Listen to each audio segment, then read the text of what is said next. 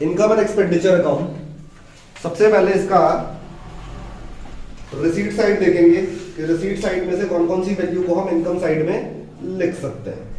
तो receipt side में सबसे पहले लिखा हुआ है बैलेंस ब्रोट डाउन, ये आपका क्या हो जाता है कैश, और कैश हम कहाँ लिखते हैं बैलेंस शीट में, है ना, तो ये यहां नहीं आएगा। उसके बाद है एंट्रेंस फी, एंट्रेंस फी को एडमिशन फी भी कहा जाता है और वो हर साल रिसीव होने वाला रिकरिंग नेचर का इनकम है, एंट्रेंस फीस लिख देंगे। अब एंट्रेंस फी 2 साल का गिवन है, लास्ट ईयर का भी और करंट ईयर का भी। यहां पर हम केवल करंट ईयर के इनकम और एक्सपेंसेस को लिखते हैं, तो केवल करंट ईयर का, और हम करंट ईयर हमारा क्या है 2021, कितना अमाउंट है 50,000।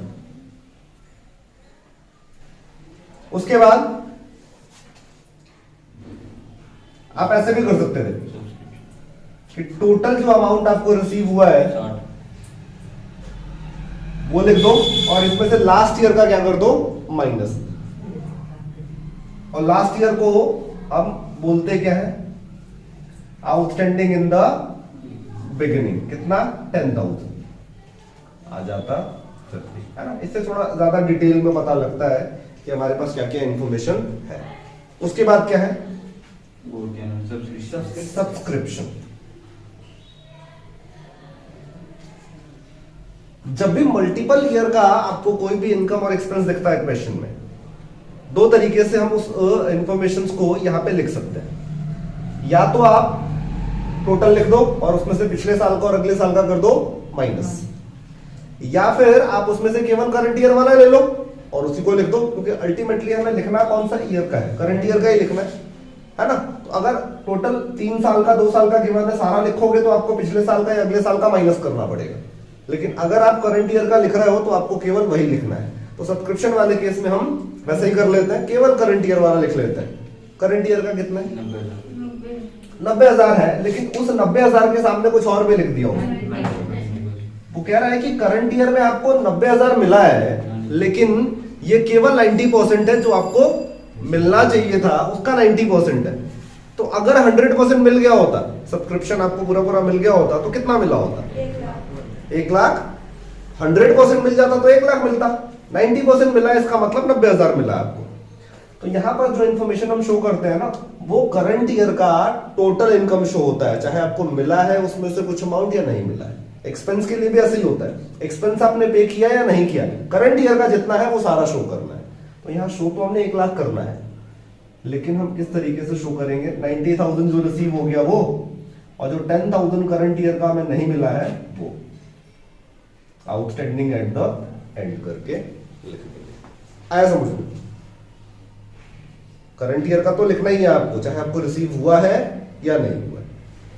उसके बाद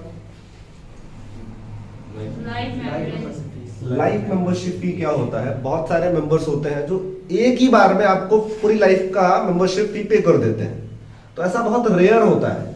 life membership fee capital receipt होता है, बार बार नहीं रिसीट होता आपको, बहुत रेयरली होता है कि कोई मेंबर आए और आपको कहे कि लाइफ टाइम की फीस एक बार में ले लो। लाइफ मेंबरशिप फी हम यहाँ पे नहीं लेंगे, क्योंकि यहाँ पर केवल उन्हीं इनकम और एक्सपेंसेस को लिखा जाता है जो रिकरिंग नेचर के होते हैं, बार बार रिसीव होने वाले होते हैं। कभी कभार जो इनकम और एक्सपेंस रिसीव होता है वो यहाँ पे नहीं आएगा, ठीक है। तो लाइफ मेंबरशिप फी हम नहीं लिखेंगे, कैपिटल रिसीट होता है। और क्या है, डोनेशन तो आपको रेगुलर बेसिस पे रिसीव होता है, कितना, और डोनेशन को लेकर याद रखना, ओनली डोनेशन है तो आएगा चाहे कितना ही अमाउंट हो, लेकिन डोनेशन के आगे कोई वर्ड यूज कर दिया उसने, donation for building, donation for library, तो इस तरीके का डोनेशन यहाँ पे नहीं लिखा जाता है, क्योंकि वो स्पेसिफिक डोनेशन हो जाता है। और क्या, सब्सक्रिप्शन तो लिखा हमने, लेकिन सब्सक्रिप्शन के आगे कोई और वर्ड यूज कर दिया उसने, मतलब वो सब्सक्रिप्शन आपको स्पेसिफिक पर्पस के लिए मिला हुआ है। स्पेसिफिक पर्पस का कोई भी इनकम या एक्सपेंस यहाँ पे नहीं आएगा, ठीक है ना, नहीं लिखेंगे उसको। और interest on 8% fixed deposit, interest आपको फिक्स डिपॉजिट पे मिला हुआ है। अब अगर आप एफडी करा रहे हो तो आपको इंटरेस्ट तो हर साल ही मिलेगा, रिकरिंग नेचर का हर साल होने वाला इनकम आएगा यहाँ पे, तो लिखेंगे कितना मिला हुआ है, इंटरेस्ट ऑन फिक्स डिपॉजिट आपको मिला हुआ है 2400, अच्छा एफडी हमने कराया होगा तभी तो मिला है हमें इंटरेस्ट। तो फिक्स डिपॉजिट आपको पेमेंट साइड में दिख जाएगा। देखो पेमेंट साइड में फिक्स डिपॉजिट कराया और कौन सी डेट को कराया है? 1 अक्टूबर को आपने फिक्स डिपॉजिट कराया। कितने अमाउंट का? 1,20,000 का। तो आपको अच्छा अकाउंट हम मार्च तक का बना रहे हैं, तो इस साल का जो इंटरेस्ट बनता है वो तो 6 महीने का बनता है। तो इंटरेस्ट ना हमेशा आपको चेक करना पड़ेगा कि 1,20,000 का फिक्स डिपॉजिट था, 8% का इंटरेस्ट मिल रहा है हमें, तो 6 महीने का इंटरेस्ट बनता कितना है हमारा? 4,800। 4800 का इंटरेस्ट बनता है आपका 6 महीने का, लेकिन आपको रिसीव कितना हुआ है? हमें 2400 रिसीव नहीं हुआ, लेकिन है तो वो इसी साल का ना। तो मिला है या नहीं मिला है आपको लिखना तो पड़ेगा। आउटस्टैंडिंग एट द एंड लिख दो यहाँ पे। वैसे इसको एक्रूड बोलते हैं, एक्रूड इंटरेस्ट। मतलब हमने अर्न कर लिया है बट हमें रिसीव नहीं मिला। 4,800 लिख दिया हमने। तो इंटरेस्ट के केस में हमेशा ध्यान रखना है कि इंटरेस्ट जितना मिला है ये नहीं कि वही लिख दिया आपने। आपको देखना पड़ेगा कि कितना मिल सकता था और फिर उसके अकॉर्डिंग आपको प्लस माइनस करके यहाँ पे लिखना है।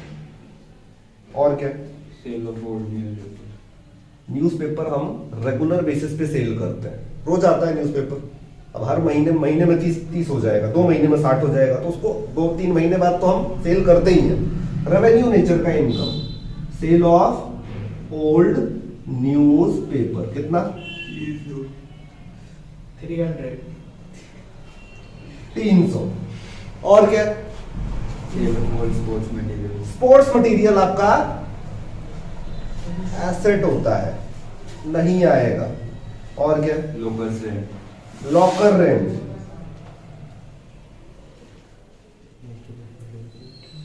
कितना है? स्पोर्ट्स मटेरियल की बुक वैल्यू देगा। अच्छा स्पोर्ट्स मटेरियल का बुक वैल्यू पता है आपको? स्पोर्ट्स मटेरियल आपका एसेट होता है, वो नहीं लिखेंगे लेकिन बुक वैल्यू गिवन है। तो एसेट का अगर बुक वैल्यू पता है आपको तो आप उससे प्रॉफिट और लॉस निकाल सकते हो, और वो तो लिखना है। बुक वैल्यू कितना है? 1200 बुक वैल्यू है। सेल कितने में किया हमने? 700 का लॉस। लॉस हो रहा है तो लॉस इधर आएगा एक्सपेंडिचर साइड में। Loss on sale of old sports material. Asset का परचेज और सेल नहीं लिखते हैं, लेकिन उसके ऊपर अगर प्रॉफिट और लॉस हो रहा है तो लिखा जाएगा। उसके बाद क्या है? लॉकर रेंट है। लॉकर रेंट भी रेवेन्यू नेचर का इनकम होता है, लिखा जाएगा। यहां भी मल्टीपल ईयर की इंफॉर्मेशन है, तो या तो आप दोनों टोटल लिख दो और उसमें से लास्ट ईयर का क्या कर दो? माइनस, या केवल करंट ईयर का लिख दो। तो केवल करंट ईयर का लिख देते हैं। लॉकर रेंट कितना है? 6800 कितना? 800 इंक्लूडिंग 400 रुपए फॉर अलग अलग नहीं दिया हुआ था, इंक्लूड करके दे रखा है उसने। तो इंक्लूड करके दे रखा है तो माइनस करके शो करना पड़ेगा। यानी 6800 यहाँ लिखेंगे और इसमें पिछले साल का जो है उसको आउटस्टैंडिंग इन द बिगिनिंग करके माइनस कर देंगे। क्लियर है? और कुछ है? हो गया। इनकम साइड हम जो जो लिख सकते थे वो लिख दिया हमने। रिसीट साइड को देखना है और वहां से इनकम साइड में जो जो आ सकता है उसको लिख देना है। पेमेंट साइड में देखते हैं क्या क्या है। बाय रेंट इंक्लूडिंग 15,000 रेंट है, टोटल अमाउंट 60,000 60,000, और इस 60,000 में इंक्लूड है 15,000। कौन से साल का? पिछले साल का। तो पिछले साल का जो इंक्लूड है उसको आउटस्टैंडिंग इन द बिगिनिंग बोल देते हैं, 15,000 यानी 45 आ जाएगा। और क्या? इंश्योरेंस कितना अमाउंट है? 60,000 है, लेकिन इस 60,000 में 15,000 इंक्लूड है अगले साल का, तो अगले साल का भी माइनस कर देंगे और उसको लिखेंगे कि advance at the end. 15,000 minus कर दिया हमने, 45 हो गया। और क्या है? Sports equipment. स्पोर्ट्स इक्विपमेंट नहीं आएगा, एसेट होता है। आपने स्पोर्ट्स इक्विपमेंट खरीदा है, फर्नीचर भी एसेट है, नहीं आएगा। और 8% फिक्स डिपॉजिट इन्वेस्टमेंट है, नहीं आएगा। टूर्नामेंट एक्सपेंस, टूर्नामेंट से रिलेटेड है। और फंड बेस्ड अकाउंटिंग का जो टॉपिक था वहां पर हमने देखा कि अगर कोई स्पेसिफिक फंड है तो उससे रिलेटेड एक्सपेंस और इनकम उसी में प्लस माइनस हो जाता है। क्या आपको पूरे क्वेश्चन में टूर्नामेंट फंड कहीं दिख रहा है? डोनेशन डोनेशन फॉर टूर्नामेंट है, तो ये तो डोनेशन फॉर टूर्नामेंट है, ये हम लिखेंगे बैलेंस शीट में, और ये टूर्नामेंट एक्सपेंस है उसी में से क्या हो जाएगा? माइनस हो जाएगा, यहां पर नहीं आएगा। और क्या है? बुक्स भी एसेट है, नहीं आएगा। न्यूज़पेपर कितना? डोनेशन फॉर टूर्नामेंट कितना था? 50,000 और एक्सपेंस कितना है? 10,000 डोनेशन फॉर टूर्नामेंट और एक्सपेंस दोनों को कंपेयर करके देखते हैं। समटाइम क्या होता है, एक्सपेंस ज्यादा हो जाता है ना। तो अगर यहाँ पे डोनेशन फॉर टूर्नामेंट फंड 50,000 है और एक्सपेंस 60 होता, तब आपको जो एक्स्ट्रा 10,000 लिखना पड़ता है। आप कम के केस में नहीं लिखते, है ना। और क्या? Painting and stationery printing and stationery कितना है? 19,000। और हो गया। यानी जो जो इंफॉर्मेशन हम इनकम एंड एक्सपेंडिचर में लिख सकते थे वो लिख दिया हमने। अब करेंगे टोटल इसका।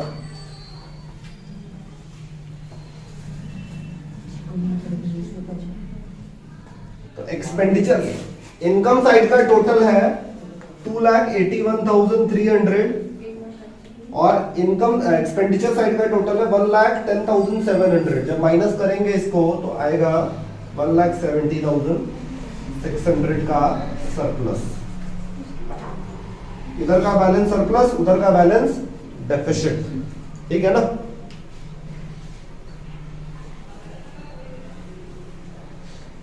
आया समझ लो।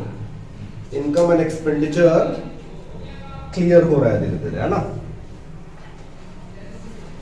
नंबर 45 बैलेंस ब्रोक डाउन लिखा हुआ है, पहले कभी नहीं लिखते हम। उसके बाद है सब्सक्रिप्शन। सब्सक्रिप्शन आएगा यहां पे, मल्टीपल ईयर का सब्सक्रिप्शन है। अब 3 साल का जो सब्सक्रिप्शन है, या तो आप टोटल कर लो, है ना। टोटल वाले तरीके से भी देख लेते हैं एक बार। टोटल कितना रिसीव हुआ है? 63,300। इसमें से माइनस करेंगे लास्ट ईयर का 1,500 और नेक्स्ट ईयर का जो बैलेंस अमाउंट है उसको हम कहेंगे एडवांस एट द कितना?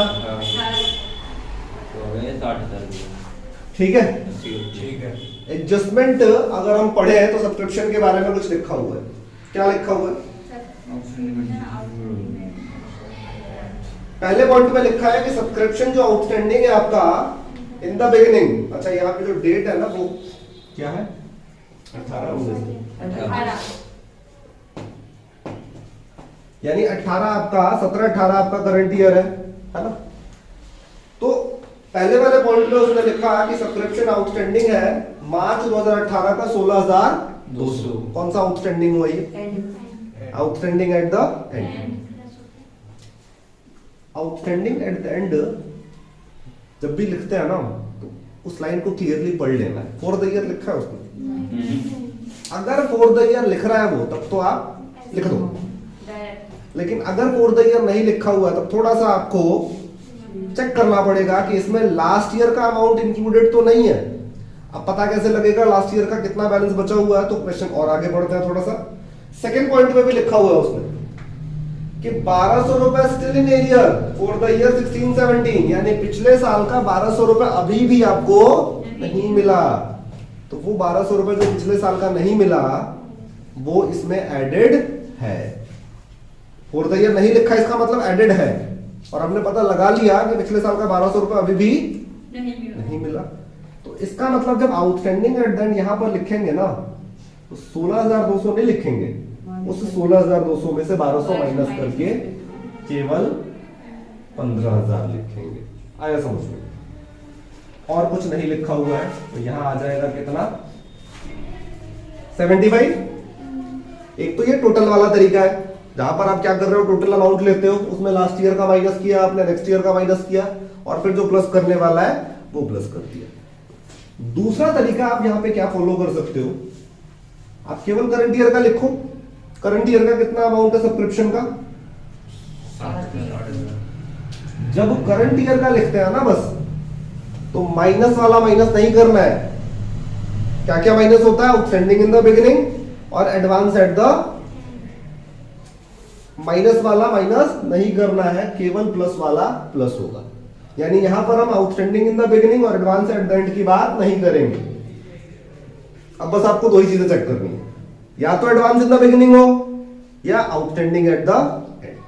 उन्हीं दो को यहां पे लिखा जाएगा जब हम केवल करंट ईयर का लिखेंगे। ठीक है ना?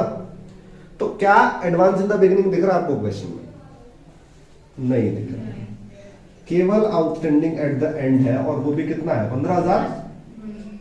तो या तो आप ये वाला तरीका फॉलो कर लो, टोटल ले लो और उसमें जो माइनस होता है वो माइनस करो, जो प्लस होता है वो प्लस करो।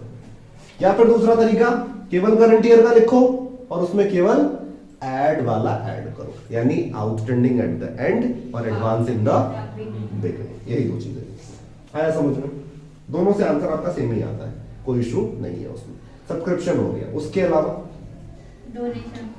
डोनेशन आएगा नहीं। ब्रैकेट में बिलियर्ड लिखा हुआ है, स्पेसिफिक पर्पस के लिए आपको मिला डोनेशन, स्पेसिफिक पर्पस का डोनेशन यहाँ पे नहीं आता है। और क्या? एंट्रेंस फी, एडमिशन फी होता है, आएगा यहाँ पे। कितना है? 1100। और क्या? मैगजीन न्यूज़पेपर आएगा। सेल ऑफ ओल्ड मैगजीन्स कितना? 450।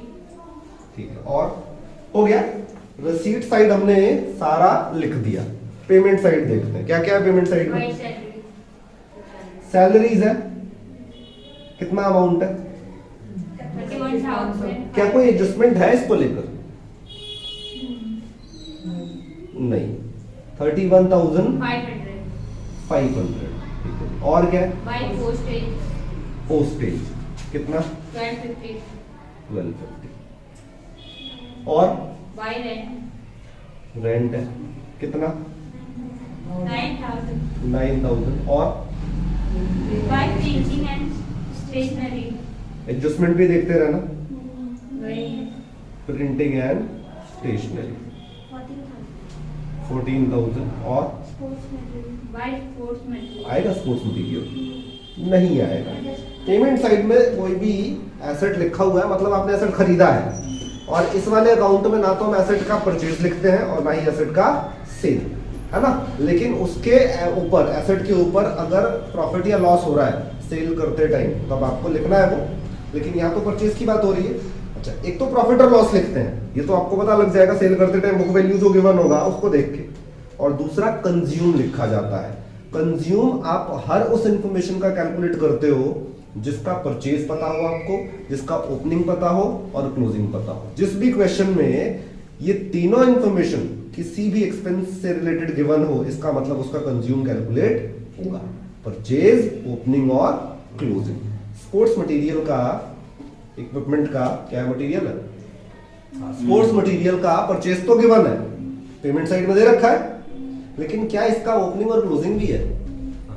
एडजस्टमेंट पे अगर आप पढ़ो तो इसका ओपनिंग और क्लोजिंग भी है, तो आपको इसका कंज्यूम लिखना पड़ेगा। स्पोर्ट्स मटेरियल का कंज्यूम हम कैलकुलेट कैसे करेंगे? परचेज वैल्यू कितनी है? 11,500। इसमें प्लस करेंगे ओपनिंग। पहला वाला फॉर्मूला, जब परचेज पता होता है तो फर्स्ट वाला फॉर्मूला यूज करते हैं भाई। ओपनिंग प्लस करेंगे कितना है? 3 और क्लोजिंग इसमें से कर देंगे माइनस कितना? 4,500, है ना? लॉजिकली भी समझा जा सकता है। 3,000 का हमारे पास स्पोर्ट्स मटेरियल था स्टार्टिंग में, 11,500 का हमने इस साल और खरीदा, तो टोटल स्पोर्ट्स मटेरियल हमारे पास 14,500 का होना चाहिए, लेकिन हमारे पास बचा कितना? ओनली 45 का, यानी 10,000 का हमने यूज कर लिया, तो 10,000 क्या आ गया? कंज्यूम आ गया। ठीक है ना? और क्या given? by miscellaneous expense miscellaneous आएगा कितना? 3,100 ठीक है, और by furniture नहीं आएगा, एसेट है, लेकिन इसके ऊपर डेप्रिसिएशन है वो आएगा। तो डेप्रिसिएशन ऑन फर्नीचर कितना कैलकुलेट होगा? फर्नीचर कितने का है? 20,000 का है और आपने अक्टूबर में खरीदा है और डेप्रिसिएशन कितने महीने का? 10% निकलेगा 6 महीने का, है ना? तो कितना आ जाएगा? 1,000। पूरे साल का 2,000 तो 6 महीने का 1,000, है ना? और क्या है? इन्वेस्टमेंट नहीं आएगा, एसेट होता है, लेकिन इन्वेस्टमेंट के ऊपर आपको इंटरेस्ट मिलता है, उसका देखना पड़ेगा आपको। और वो हम तभी कैलकुलेट कर सकते हैं जब हमें परसेंटेज पता हो। 10% का इन्वेस्टमेंट है और आपने इन्वेस्टमेंट किया कब है? 1 अक्टूबर को, यानी 6 महीने का आपको इंटरेस्ट मिलना चाहिए। लेकिन क्या पूरे क्वेश्चन में कहीं भी क्या रिसीट साइड ही लिखा होता है? रिसीट साइड में आपको इंटरेस्ट दिख रहा है, यानी आपने अर्न कर लिया है बट आपको रिसीव नहीं हुआ है। तो देखो, अर्न रिसीव हुआ हो या ना हुआ हो, लिखते तो है ना हम यहाँ पे, करंट ईयर से रिलेटेड है, तो हम यहाँ पे लिखेंगे यहाँ कि एक्रूड इंटरेस्ट ऑन, है ना, एक्रूड इंटरेस्ट ऑन 10% इन्वेस्टमेंट। कितने महीने का लिख रहे हैं हम? 6 मंथ्स का। कितना आ जाएगा? 3500। पूरे साल का 7,000 आएगा तो 6 महीने का 3500 आ जाएगा। और कुछ है? रिसीट एंड पेमेंट पूरा पढ़ लिया आपने, जो जो लिखा हुआ था, जो जो हम लिख सकते थे वो लिख दिया हमने। टोटलिंग करने से पहले एडजस्टमेंट जरूर पढ़ लेना है कि सारा एडजस्टमेंट कवर अप हो गया हो। यहाँ पे पहला एडजस्टमेंट, दूसरा, तीसरा और चौथा, सारा एडजस्टमेंट हमने कवर कर लिया। अब हम करेंगे टोटल। इनकम साइड का जो टोटल है वो आ रहा है 80,050 और एक्सपेंडिचर साइड का जो टोटल है वो आ रहा है 69,850 और डिफरेंस आएगा इसका 10,200। ठीक है, ये आपका क्वेश्चन।